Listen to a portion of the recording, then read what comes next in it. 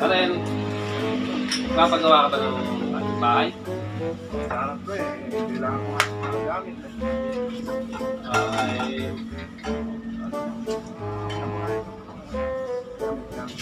magkano na ba ang gastos mo sa pinapatayo ng bahay? Hulugan! Gusto ko yung mga... Pahulugan! Ayaw, di ba? Boss, pahulugan oh. Ano ba yan? Meron akong anidoro, may kasarola. Ay, sakta pa. Sakto yan. Basket boss, ano bang kailangan ninyo? Nagpapagawa ng bahay si pare. Ito, sakto. Magkano ba benta mo na yan? 3,000 yan boss, sa 3 months to pay. Ano? Lonely. Magbukay ka na lang 1,500 na lang boss, pwede yung 1,500, sige. Iiwan mo na yan. Ano, parang gamit na yan ah. Lolohin mo yan! Oo boss, slightly used lang yan.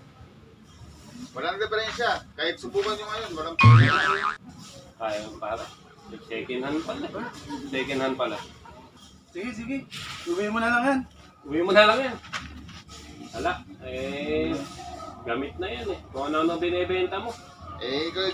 Kung kayo makakita ng brand nyo na 3,000 anidoro, pabihira naman kayo. Sige, manis ka na. Dapat kanina nyo pa sinabing ayaw nyo. Dami nyo magtanong. Puno ko yung kanong na to. Ano? Hulugan! Ano binibenta? Ay! Pop the molly, I'm sweat.